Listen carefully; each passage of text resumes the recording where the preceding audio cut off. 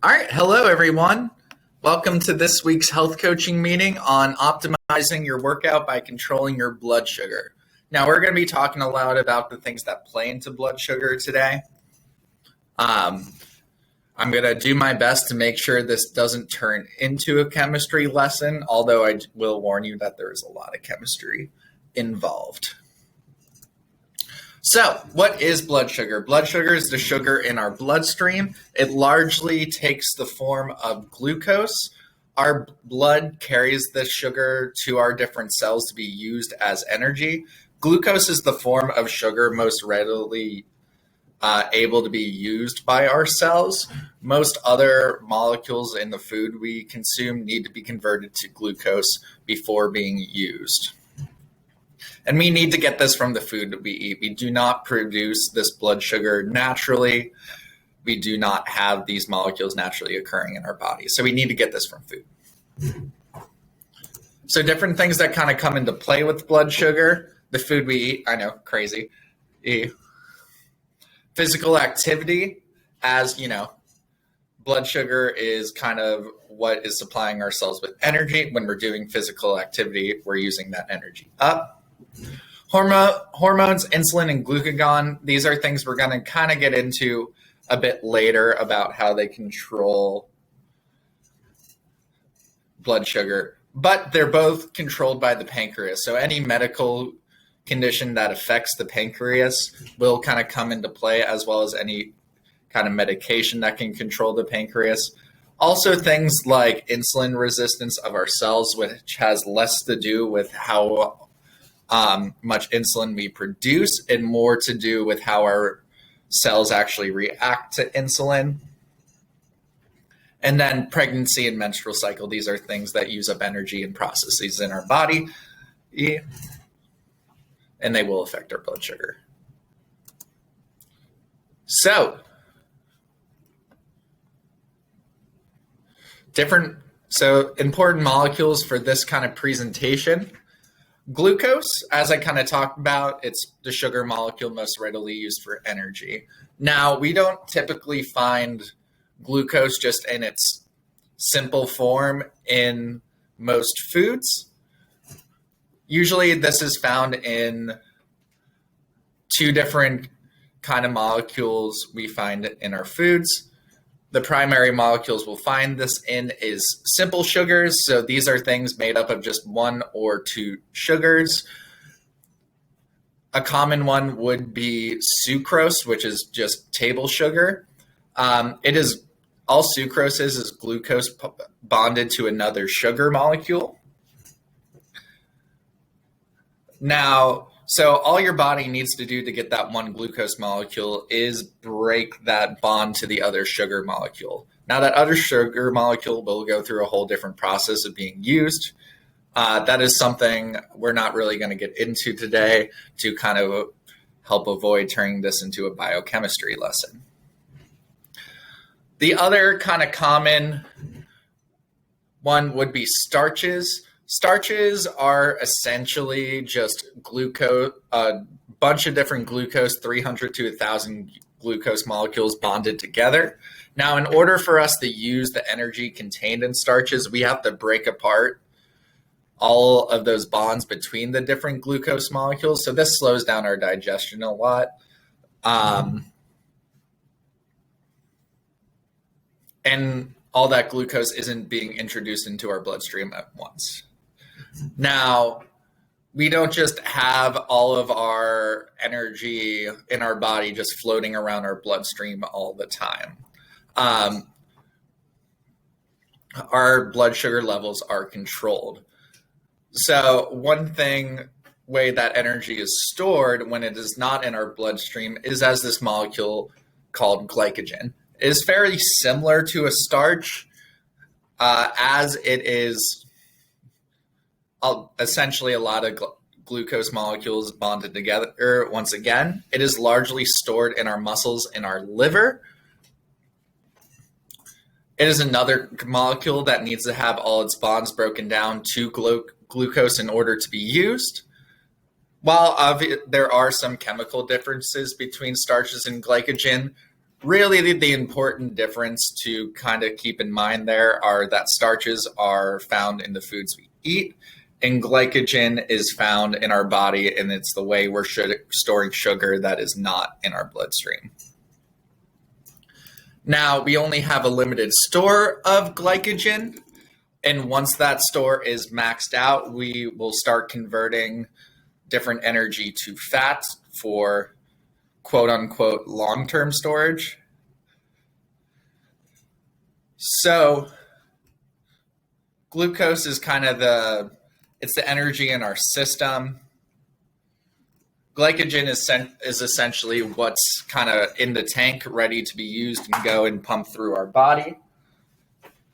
And fat would be long-term storage. So fat would be kind of sticking with the car metaphor would be if you kept a bunch of containers worth of gas in your trunk.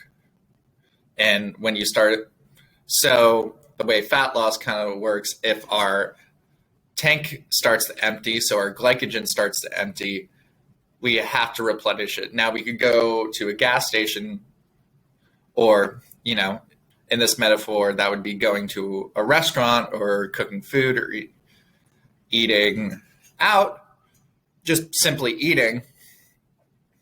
We can also just go to our long-term storage and fill up our tank that way. And that would be how kind of weight loss happens.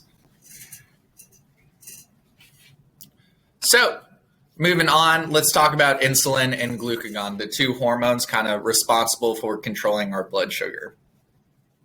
And these are kind of opposing hormones. Insulin is released when our blood sugar levels rise. Glucagon is released when our blood sugar levels get too low. What insulin does is it attaches to our different cells to allow them to take in that blood sugar to be used as energy. In most circumstances, our cells aren't able to just take in that blood sugar. It needs insulin to allow that to pass into the cell. Now, there are exceptions to this where our cells are able to take in that blood sugar without the presence of a proper amount of insulin, but by and large and in most circumstances, we will need insulin to bond to our cells in order for us to use our blood sugar. So glucagon is a hormone that tells us to start breaking down that stored sugar to be used for regular energy. So when the sugar in our bloodstream and our system gets below the levels of what we need to properly function, glucagon simply tells our liver to start breaking down that glycogen into glucose so it can be ready to be used by our body.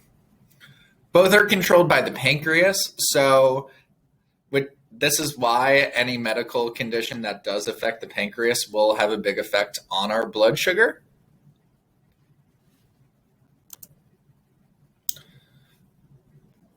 Oh, and just going back real quick, I mentioned insulin resistance earlier. So insulin resistance would be when insulin bonds to a cell and that cell still struggles to take in blood sugar as if that insulin hadn't bonded in the first place.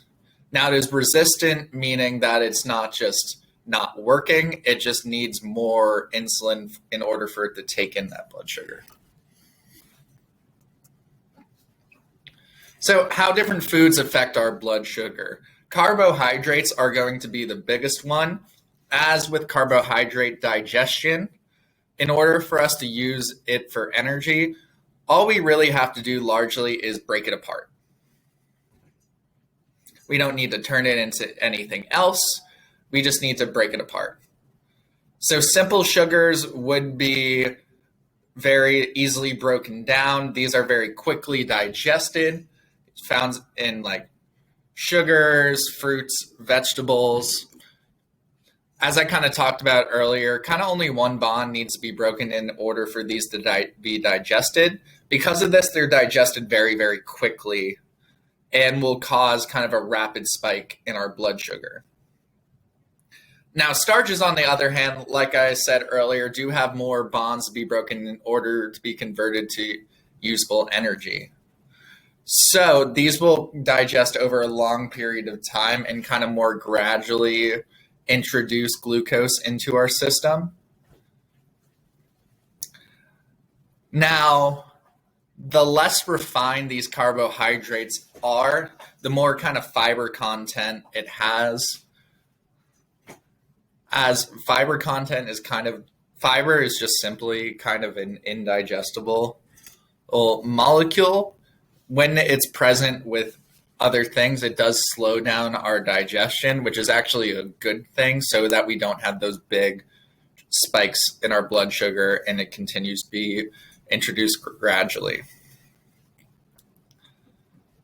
Fats do play a factor in our blood sugar. Now, they are more slowly digested, as unlike carbohydrates, we actually need to take the different molecules in fats and turn them into something else in order for them to be used as energy. Those triglycerols are what get transformed into glucose. That is also the molecule that is really found in our fat storage. So like I kind of said earlier, when those glycogen stores are full, we then need to store any excess energy as fat. Although when those glycogen stores need to be replenished, we'll start breaking down that fat to be used as energy. Now, fat is pretty calorie dense, and because it's digested over a long period of time, lower fat meals don't tend to have a huge effect on our blood sugar, but high fat meals, so 30 grams or more, because it's digested so slowly, it can cause our blood sugar to stay elevated for up to 12 hours. Now, because these are more slowly digested, it'll affect the other things that are being digested along with it. So when we digest a carbohydrate alongside a fat, it will significantly lengthen the amount of time it takes to digest that carbohydrate. A very easy example of this is, think of when you eat an apple. You're probably hungry again in a half an hour, maybe if you're lucky. But you eat an apple and peanut butter, that might hold you over for a couple hours. That's a very concrete example of that kind of digestion being slowed down by the little bit of fat from the peanut butter to keep us satiated for a longer period of time.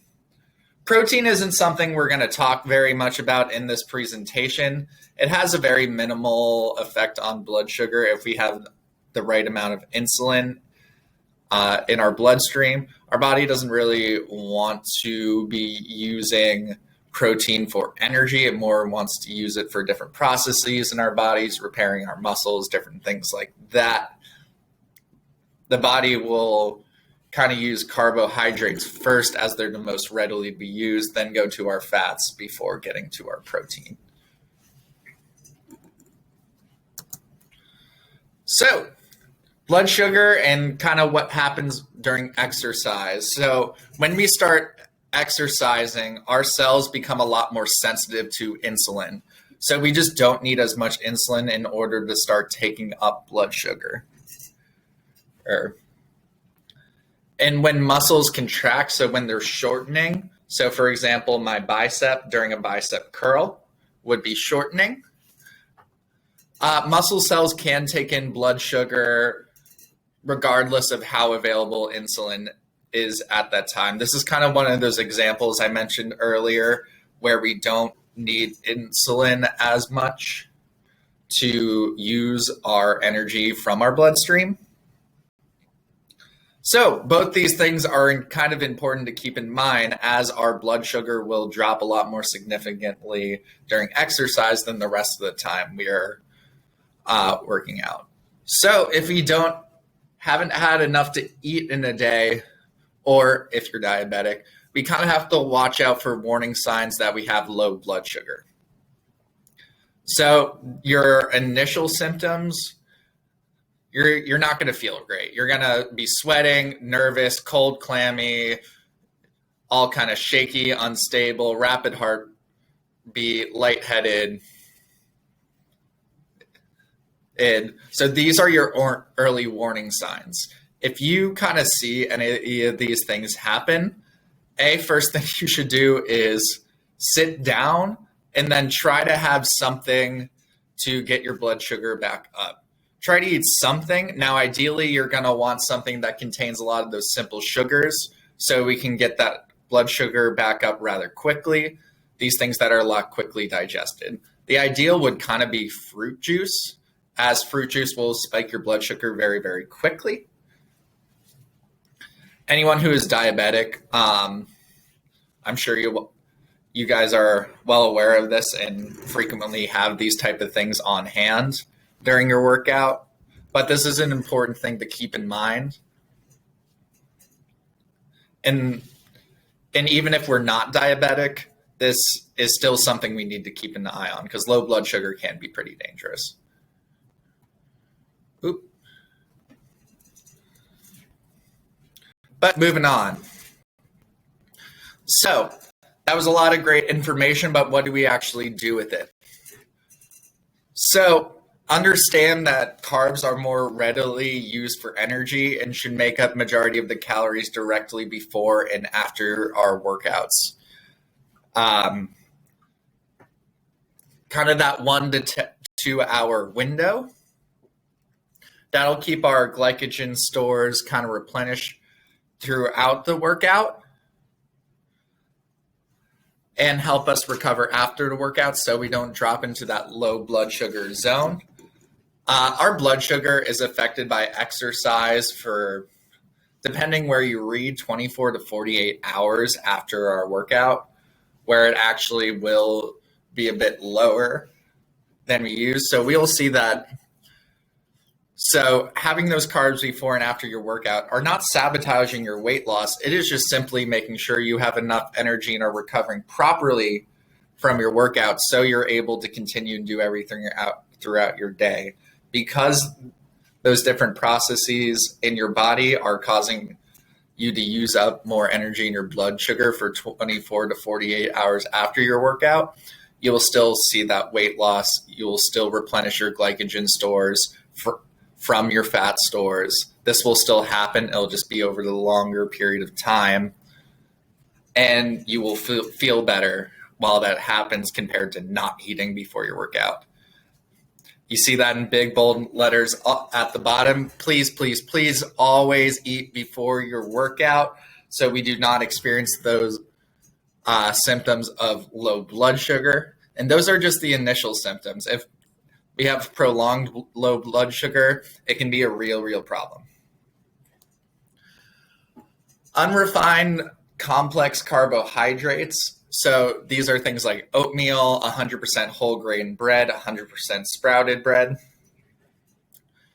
These will take longer to digest and will kind of replenish your energy stores throughout without causing big blood sugar spikes because that glucose will be introduced a little more gradually over the time of digestion. Now, things that are very refined, for example, are white bread, are very broken down already, so they digest a lot quicker and will digest kind of more similar to simple sugars, which cause that big spike in our blood sugar since we don't have that fiber to kind of digest around. Now, simple sugars such as fruit juice will be digested quickly, causing a rapid spike in blood sugar. So therefore, these are good tools if we start experiencing symptoms of low blood sugar to get that back in the range we want. And I said it at the beginning, I'll say it again, always eat before your workout so you have the proper energy throughout. You can recover in the proper amount of time, and that's so your body doesn't start breaking down on you throughout the workout. That was my presentation on blood sugar this week. Hope you're all having a great day, and I'll talk soon.